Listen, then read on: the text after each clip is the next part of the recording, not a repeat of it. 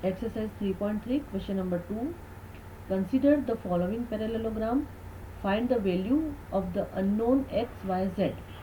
हमें नीचे जो पैरेललोग्राम का इमेज दिया हुआ है उसे समझना है और जो हमारे पास में unknown x y z angle है वो हमें निकालना है।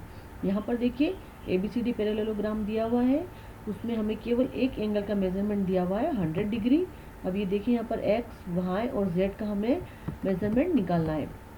तो आप सबसे पहले देखिए ये जो एंगल बी है, ठीक है, इसके बिल्कुल अपोजिट वाला एंगल है ये एंगल डी। तो ये देखिए हम लोग लिखेंगे यहाँ पर angle B is equal to angle D. क्यों? ये दोनों अपोजिट एंगल है और पैरेललोग्राम के जो अपोजिट एंगल होते हैं उनकी मेजरमेंट बिल्कुल बराबर होती है। तो angle B is equal to angle D और हमने यहाँ पर देखिए ब्रैकेट में लिख लिया है अपोजिट एंगल ऑफ पैरेललोग्राम। ठीक है, अब देखिए हम आगे देखते हैं एंगल डी क्या है हमारा। एंगल बी क्या था? एंगल बी 100 था, तो हम यहाँ पर लिख देंगे 100 डिग्री। ठीक है, या फिर आप डायरेक्ट इस इधर साइड से लिखिए कि angle D is equal to 100 degree. क्यों? क्योंकि एंगल बी भी 100 डिग्री है और एंगल डी भी क्या हो जाएगा 100 डिग्री। और ये देखिए आप एंगल डी क्या है? एंगल डी मतलब वाई। तो यहाँ पर हम लोग एंगल डी की जगह क्या लिख सकते हैं? वाई लिख सकते हैं।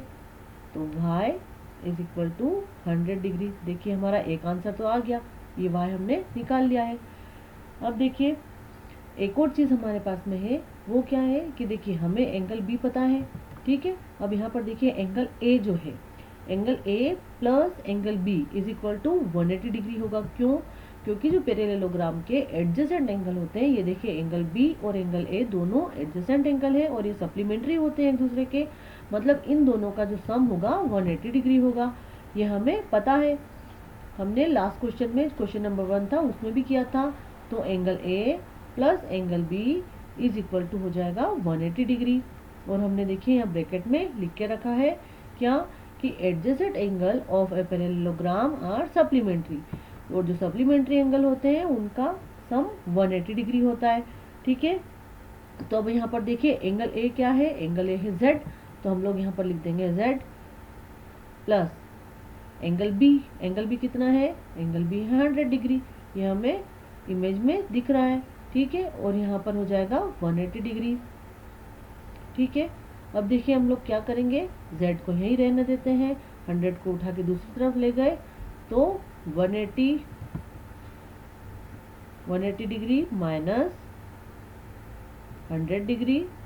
तो यहाँ पर क्या हो गया, z का आंसर आ गया हमारे पास में 80 डिग्री। तो ये देखिए अब हमारे पास में दो आ गए हैं। पहले हमने y निकाल लिया था, अब हमने z भी निकाल लिया है, अब हमें निकालना है x। तो अब आप देखिए ये तो एंगल a है और ये एंगल c है, ये दोनों भी इक्वल होंगे। क्यों? क्योंकि देखिए हमने एंगल b और एंगल d को भी इक्वल किया था। ये देखिए angle b is equal to angle d, क्योंकि अपोजिट एंगल है पैरेललोग्राम के तो इक्वल होंगे मेजरमेंट में।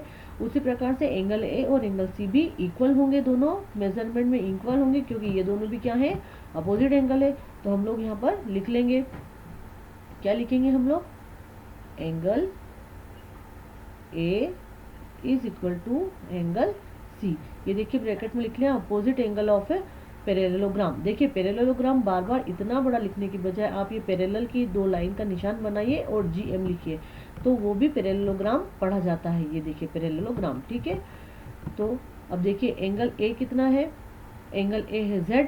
ये देखिए एंगल a z है ना, हमने ऊपर इमेज में भी देखा हुआ है, एंगल a को इन्होंने z नाम दिया हुआ है। ये देखिए तो एंगल a की जगह हम लोग लिख देते हैं z, और z क्या है? ये देखिए z आ गया है 80 डिग्री।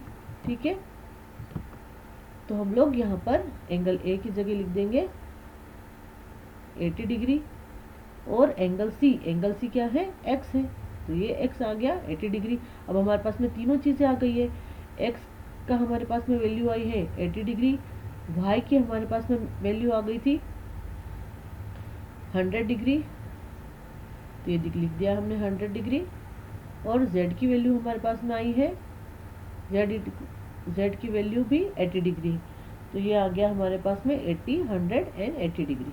x, y, z की वैल्यू हमने निकाल ली है।